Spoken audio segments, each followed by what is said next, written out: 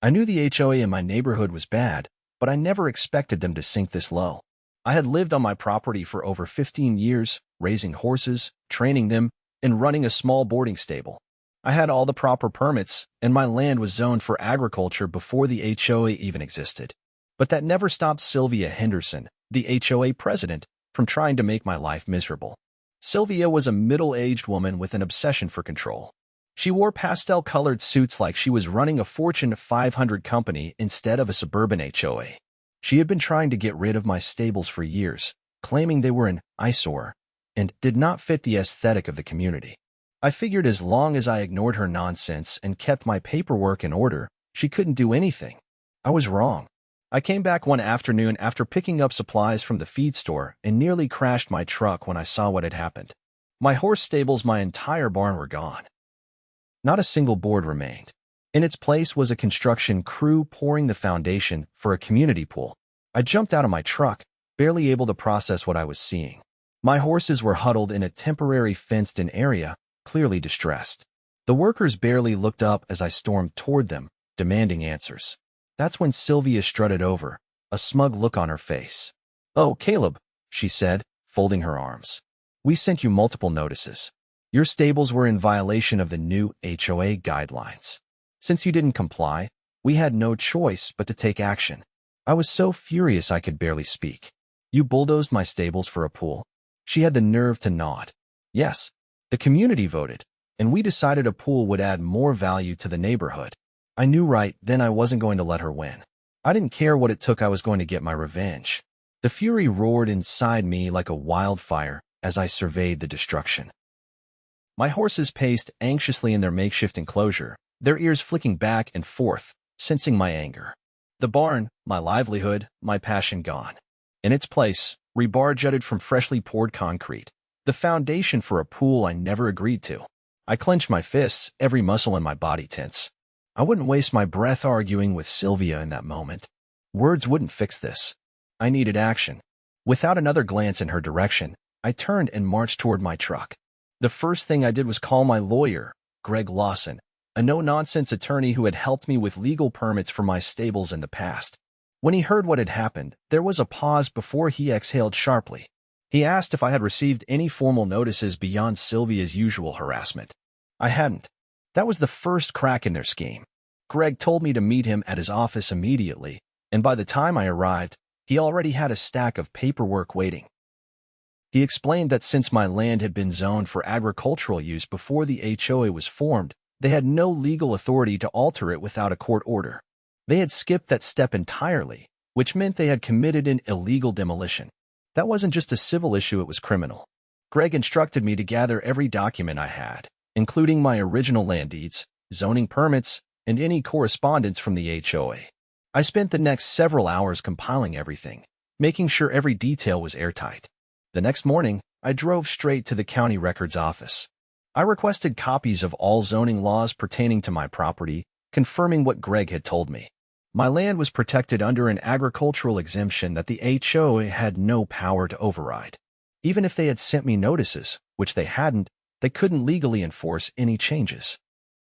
Armed with evidence, I filed a lawsuit against the HOA for illegal demolition, destruction of property, and financial damages. Greg assured me that this case was strong enough to not only force them to rebuild my stables, but to pay for every single loss I had suffered, including the income one would have made from boarding horses during the time my barn was gone. But I wasn't stopping there. While the lawsuit moved forward, I started digging into the HOA's financials. Public records showed that Sylvia had been funneling HOA funds into community improvement projects that conveniently benefited her personal interests. The pool construction? It had been awarded to a contractor owned by her nephew. And guess what? The cost of the project had been grossly inflated. It wasn't just about me anymore. This was corruption on a level that affected every homeowner in the neighborhood. I began speaking with my neighbors, carefully choosing the ones who had expressed frustration with Sylvia's leadership in the past. Turns out, I wasn't the only one she had targeted. Several residents had been hit with outrageous fines that seemed to appear out of nowhere, often for minor infractions like the wrong shade of paint on their fences or unauthorized plants in their front yards. One neighbor, a retired veteran named Hank, had been forced to replace his perfectly functional driveway because Sylvia claimed the cracks were unsightly. Another homeowner, Melissa, had received a violation notice for having a garden gnome on her porch. With every conversation, my case against the HOA grew stronger. Greg helped me draft a formal complaint to the county commissioner, outlining the financial misconduct, illegal demolition, and abuse of power. Once that was submitted, I tipped off a local investigative journalist who had covered HOA corruption before. The moment the lawsuit became public knowledge, panic spread through the HOA board. I received several calls from HOA members, some trying to persuade me to drop the case, others outright threatening me with consequences if I didn't back down. None of it worked. A week later, the county issued a stop work order on the pool construction. The foundation they had poured sat useless, a monument to their arrogance. But I wasn't done yet. During a routine review of property boundaries, I made an interesting discovery. The HOA's parking lot, the one they used for board meetings and community events, was partially built on land that technically belonged to me. It had been a small, unused section of my property that extended just past the original fence line, something I had never paid much attention to. But now, it was about to become my greatest weapon. I filed a motion to have the land officially recognized as part of my property, which was quickly approved since I had the original deeds proving ownership. Then, I submitted a construction permit for a brand-new, state-of-the-art megabarn, right on top of their precious parking lot. When Sylvia found out, she stormed onto my property, demanding to speak with me. But this time, I was ready. I stood on my newly marked land, watching as she sputtered in disbelief. Her reign of terror was about to come crashing down. Sylvia's face twisted with barely contained rage as she stood on what had once been the HOA's parking lot. Now, it was legally mine, and she knew there wasn't a thing she could do about it. The realization was sinking in, and her usual air of superiority had cracked. For once, she wasn't in control. The construction of my new barn was already in motion. The permits had been approved with lightning speed, thanks to my airtight documentation. Heavy equipment rumbled in the background as workers prepared the ground for the foundation. This would be bigger and better than my old stables, a fully modernized facility with upgraded stalls, climate-controlled storage, and a training arena. And it would sit directly where Sylvia had once parked her car for HOA meetings. She took a deep breath, clearly trying to regain her composure. But her voice was tight when she finally spoke. This wasn't going to be a conversation, it was going to be a last desperate attempt at intimidation. She demanded that I reverse the land transfer, claiming the HOA needed the parking lot for community events. Her reasoning was laughable, especially since she had bulldozed my barn without hesitation. I simply crossed my arms and let her talk, watching as her frustration grew. When she realized I wasn't engaging, she changed tactics. She suggested a compromise. If I withdrew my lawsuit, the HOA would consider reimbursing me for my losses. The irony of her sudden generosity was almost comical. I didn't bother responding. Instead, I turned and walked toward the construction crew, signaling that I had more important things to deal with. Sylvia wasn't used to being ignored. Her voice rose as she tried to regain my attention, but I didn't stop. She could fume all she wanted. I had no intention of backing down. As the days passed, the HOA board scrambled to adjust to their new reality. Without their parking lot, they had no convenient place to hold meetings. They attempted to rent space in a nearby community center, but the cost was too high. Residents started complaining about the inconvenience, and for the first time, cracks appeared in Sylvia's support system. Meanwhile, my lawsuit moved forward. With Greg at the helm, it was clear the HOA was in serious trouble. Depositions revealed that Sylvia had authorized the demolition without a proper vote. Worse, she had used HOA funds to pay for it, without securing approval from the full board. The financial misconduct was undeniable. Then, the county commissioner's office launched their own investigation. Turns out, this wasn't the first time Sylvia had manipulated HOA funds for personal projects. Over the years, she had funneled money into various improvements that conveniently benefited her friends and relatives. The inflated contracts, the unnecessary renovations, it was a pattern of corruption that had gone unchecked for far too long. When this information became public, the neighborhood erupted. Homeowners who had supported Sylvia turned on her. They were furious that their dues had been misused. Several demanded an emergency meeting to vote on her removal. But Sylvia wasn't going down without a fight. She tried to shift blame, claiming she had acted in the best interest of the community. She insisted that the pool was a necessary addition, despite the fact that no one had actually requested it. Her excuses fell flat. At the emergency HOA meeting, which had to be held in a cramped office space due to the lack of parking, the vote was swift and brutal. Sylvia was officially removed as HOA president. The rest of the board, realizing they had no real power without her, either resigned or distanced themselves from her entirely. With the leadership in shambles, the HOA scrambled to settle my lawsuit.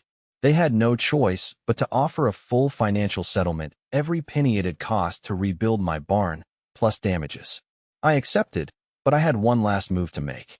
Now that the HOA was under new leadership, the remaining residents were eager to distance themselves from Sylvia's reign.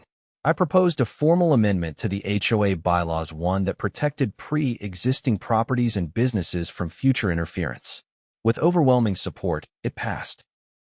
That meant my barn, my horses, and my livelihood were permanently safeguarded. No future HOA board could ever try to pull the same stunt again. As for Sylvia, she disappeared from the neighborhood soon after. Rumors swirled that she had moved to a different community, one where she could start fresh. But with her reputation in ruins, it was unlikely she'd find another position of power anytime soon. And my new barn? It stood tall, a testament to perseverance. A symbol that corruption couldn't win. The dust had barely settled from the HOA's implosion when I received a call from Greg. He told me that despite Sylvia's removal, the legal process wasn't over yet. The HOA's new leadership had agreed to our settlement, but there was still the issue of criminal liability. The county's investigation into financial misconduct had expanded, and subpoenas had been issued for several former HOA board members, including Sylvia herself. Greg explained that the county prosecutor was considering pressing charges for fraud and unauthorized use of HOA funds. If convicted, Sylvia could face serious legal consequences. It wasn't just about her reckless overreach. There were years of potential financial abuse on the table now. I wasn't the only one watching the fallout. My neighbors, many of whom had suffered under Sylvia's rule, were eager to see justice served. Without her iron grip, the atmosphere in the neighborhood shifted. People started talking more openly about the ridiculous fines and fabricated violations they had endured. Some even admitted they had been too afraid to fight back before. With Sylvia gone, the HOA was forced to rebuild its reputation. The new president, a level-headed woman named Rachel, reached out to me directly. She wanted to discuss how the HOA could repair its relationship with the homeowners, especially those who had been wronged. I agreed to meet, but I made one thing clear: I wasn't interested in empty apologies. If they wanted to make things right, they needed to take real action. Rachel didn't argue. She admitted that the HOA's previous leadership had been corrupt and that many board members had gone along with Sylvia's decisions out of fear or pressure. Now, they wanted to clean up the mess she left behind. She proposed a community meeting where homeowners could voice their concerns and propose changes to the bylaws. It was a good start, but I had a better idea. Instead of just a meeting, I suggested a complete audit of the HOA's finances, conducted by an independent firm. If they were serious about transparency, they needed to prove that they weren't hiding anything. Rachel hesitated but ultimately agreed. The audit results were shocking. Over the years, Sylvia had funneled tens of thousands of dollars into pet projects, many of which had no real benefit to the community. The pool was just the latest in a long string of mismanaged funds. There were payments to contractors that didn't exist, inflated invoices, and even personal expenses disguised as neighborhood improvements. The homeowners were furious. Many had suspected corruption but had never seen proof. Now, with hard evidence in front of them, they wanted action. Rachel called for a vote to determine how to handle the financial fallout. The overwhelming decision was to seek restitution. The HOA filed a civil suit against Sylvia and several former board members, demanding they return the misused funds. Meanwhile, my lawsuit concluded with a final ruling in my favor. The HOA officially paid out the settlement, covering every bit of damage they had caused. The money allowed me to not only finish my new mega barn, but also expand my boarding business. With the legal battles wrapping up, I focused on rebuilding what I had lost. The new facility was more than just an upgrade, it was a statement. The barn stood tall, with reinforced stalls, a training ring, and a spacious layout that gave my horses the comfort they deserved. But the best part? The view. From my front porch, I could see the remains of Sylvia's failed pool project. The construction had been abandoned, leaving behind a half-dug hole and unused materials. The HOA didn't have the funds to finish it, and no one in the neighborhood wanted to contribute after learning where their money had been going. It was a fitting end to Sylvia's legacy, an unfinished, useless pit in the ground. Months passed, and the community slowly healed. The new HOA leadership focused on making real improvements instead of enforcing pointless rules. Homeowners who had once been divided by fear and favoritism came together, united by the shared experience of standing up to corruption. As for Sylvia, she vanished from public view. The last I heard, she had been forced to sell her house to cover legal expenses. The HOA's lawsuit against her was still pending, and the county prosecutor was pushing forward with fraud charges. Justice had been served, and my stables were back stronger than ever. The weeks following Sylvia's downfall passed in a blur of progress. With the lawsuit funds in hand, I threw myself into the final stages of my mega barn's construction. Every morning, I was up before dawn, working alongside the builders to ensure every detail was perfect. The structure itself was nearly finished, but the real work was in the details: the reinforced stalls, the advanced irrigation system, and the newly installed security measures to prevent any further HOA interference. Despite the chaos Sylvia had caused, the neighborhood had taken a noticeable turn for the better. People were no longer walking on eggshells, afraid of some arbitrary violation notice appearing on their doorsteps. The new HOA leadership, under Rachel's guidance, was making good on their promise to restore trust. The financial audit had led to more than just Sylvia's disgrace. It had exposed years of mismanagement that the board was now scrambling to correct. But there was still unfinished business. The last time I had checked, Sylvia had been laying low, avoiding any direct confrontations. However, the lawsuit against her was still ongoing, and the county prosecutor had been gathering evidence for what looked like a solid fraud case. Greg had kept me updated on the legal developments, and from what he told me, things weren't looking good for her. Then, one morning, I got a call from Hank, the retired veteran who had suffered under Sylvia's reign just as much as I had. He told me that Sylvia had been spotted near the abandoned pool site, pacing around like she was planning something. That caught my attention. I drove over, parking just outside the remains of the HOA's failed project. Sure enough, there she was, standing near the half-dug pit, her phone pressed to her ear. She looked different. Her usual air of authority was gone. Instead, she appeared restless, her gaze shifting between the construction debris and the empty lot where my old barn had once stood. I didn't approach her. Instead, I stayed back and observed. After a few minutes, she ended the call and stormed toward her car, her frustration evident in the way she moved. Something was up. Later that day, I got a call from Greg. He had just received word that Sylvia was attempting to countersue not just me, but the new HOA board as well. Her claim? That she had been unfairly removed and that her actions had been misunderstood. It was a pathetic attempt to regain control. Greg wasn't concerned. He assured me there was no legal ground for her claims, especially with all the evidence stacked against her. Still, it was clear that Sylvia wasn't going to go down without trying to take someone with her. Meanwhile, my barn was finally completed. The massive structure stood as a testament to everything I had fought for, a symbol of resilience against corruption. The first horses moved in shortly after, and within days, my boarding business was fully operational again. The sight of horses comfortably settled in their new stalls, the smell of fresh hay, and the sounds of hooves against the dirt, it was everything I had worked for. But Sylvia wasn't done scheming. A few nights later, security cameras caught her sneaking onto the property, lingering near the edge of the barn. Her presence alone wasn't enough to cause legal trouble, but it was clear she was desperate. She didn't do anything outright illegal, just stood there, staring at the structure that had replaced her failed project. Eventually, she turned and left, but the fact that she had shown up at all set me on edge. Then, the real bombshell dropped. Greg called me the next morning with news that nearly made me drop my coffee. Sylvia had just been served with a formal criminal indictment. The county prosecutor had officially charged her with fraud, embezzlement, and unauthorized destruction of private property. The case against her was solid, and from what Greg had gathered, there was little chance she would walk away from this without serious legal consequences. The neighborhood buzzed with the news. For years, Sylvia had ruled with an iron fist, making life miserable for anyone who didn't conform to her vision of the perfect community. Now, she was the one facing judgment. The trial date was set, and when the day arrived, several of us from the neighborhood attended. Sylvia looked nothing like the woman who had once strutted around issuing fines and threats. She sat stiffly at the defendant's table, barely making eye contact with anyone. The prosecution wasted no time dismantling her defense. They presented financial records, witness testimonies, and evidence of her unauthorized demolition of my barn. When footage of her personally approving the bulldozing was played in court, the last of her excuses crumbled. The verdict came swiftly. Guilty.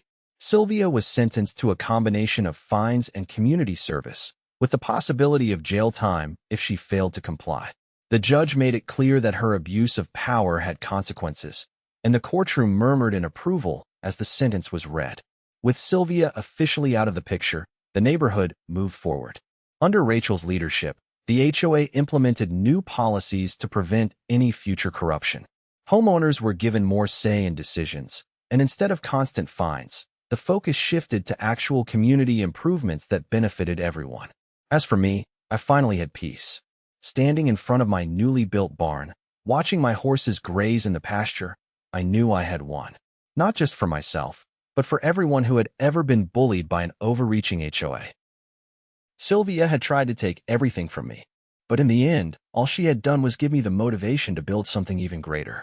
With Sylvia gone and my lawsuit settled, I finally had a chance to focus on the future. The mega barn was fully operational, housing not just my horses but a growing number of boarders who had heard about my facility. Word had spread fast, and with the HOA's stranglehold broken, more residents were embracing the idea of a rural community rather than Sylvia's sanitized suburban fantasy. The neighborhood had changed in ways I hadn't expected. Without Sylvia's constant interference, people started making improvements to their properties without fear of ridiculous fines. Gardens flourished, fences were painted in colors that actually suited the owners rather than a mandated shade of beige, and best of all, people actually talked to one another. The division Sylvia had created was dissolving, and a real sense of community was forming. One afternoon, Rachel stopped by to discuss a final piece of unfinished business. The failed pool project was still an open wound, a half-dug pit surrounded by fencing, an ugly reminder of Sylvia's reckless decisions. The HOA didn't have the funds to complete it, and no one wanted it anymore. It was an eyesore, serving no purpose other than to remind people of the chaos that had unfolded. Rachel proposed an idea, turning the abandoned site into a community green space, something that everyone could enjoy. But there was one issue: the HOA board was hesitant to take on the cost of restoring the land, especially after the financial mess Sylvia had left behind. I considered it for a moment before suggesting an alternative. Instead of the HOA handling it, why not turn it into a privately funded riding arena? A public space for riding lessons, equine therapy, and events. I could finance the project with the settlement money they had paid me, ensuring that the land was put to use in a way that benefited everyone. Rachel's face lit up at the idea. She knew as well as I did that the neighborhood had shifted in its priorities. People wanted more than just hollow improvements. They wanted something real, something that added value to their lives. With the HOA's approval, I got to work. Bulldozers returned to the site, but this time, they weren't tearing something down, they were building something new.